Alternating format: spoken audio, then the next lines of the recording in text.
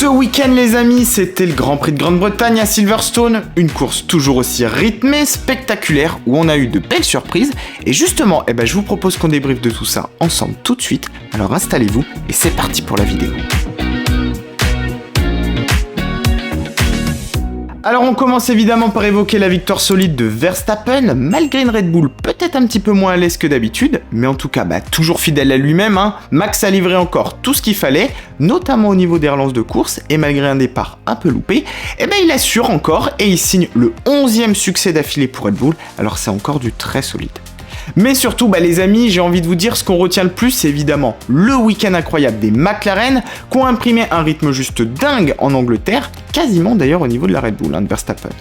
Norris a livré une bataille magnifique face à Hamilton pour garder sa position, alors qu'il était en pneu dur, mais en tout cas, c'est le signe des progrès énormes qu'on a été capable de faire, et ce, depuis le Grand Prix d'Autriche, où Norris avait déjà quand même montré un beau potentiel avec ses évolutions. Alors on le cache pas, on s'est clairement inspiré de la Red Bull, mais fallait-il encore qu'on comprenne ces évolutions, et le moins qu'on puisse dire c'est que c'était la bonne surprise de ces 3 jours, et idem d'ailleurs pour Piastri, qui a été lui aussi très rapide et très impressionnant, avec le pack d'amélioration de Norris en Autriche. Alors en tout cas, ça y est pour les papayes, la saison est lancée, et ça nous fait une équipe en plus pour la lutte, pour les points, et surtout pour les podiums, donc c'est quand même ultra prometteur pour la deuxième moitié de saison, et ça a de quoi inquiéter un petit peu Alpine, en tout cas parce que c'est du très solide. Chez Mercedes, on a été capable aussi de bien optimiser ce dimanche. George Russell a montré un très bon rythme en battant Lewis pour la première fois en qualif depuis près de 5 courses et surtout en étant très rapide tout simplement. On l'a vu notamment dans sa manœuvre sur Charles Leclerc. À côté de ça pour Hamilton, on a eu du nez, une bonne stratégie qui lui a permis de remonter et de faire un arrêt au stand moins pénalisant, et c'est le signe que Silverstone, c'est toujours un petit peu son jardin, toujours capable de tirer parti un peu des conditions de course.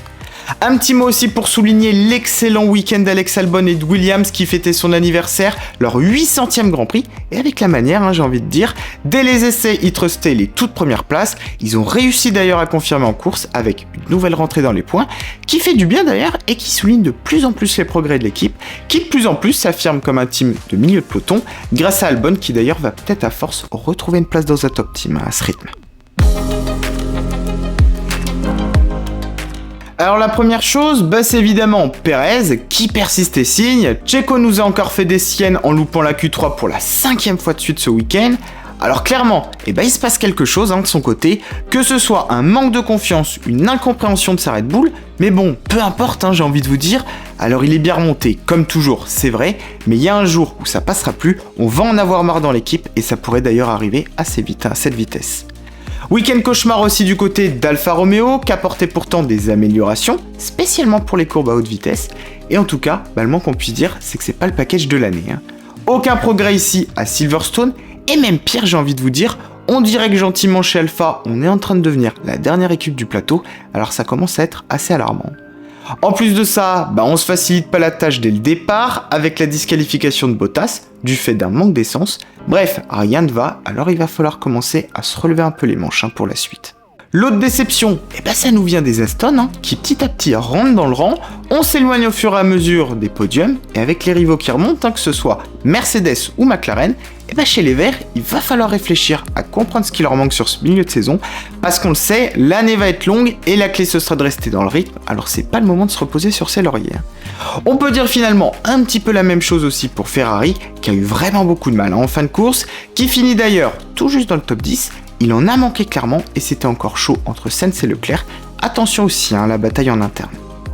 Dans le peloton, grosse baisse de performance aussi du côté de chez Haas. Hülkenberg a pas fait de miracle ce week-end. Alors ça contraste évidemment avec l'Autriche. Alors on le sait, le circuit est très différent de celui du Red Bull Ring. Alors va falloir surveiller si c'est plus lié à la configuration du circuit plutôt qu'un vrai manque de rythme à la régulière.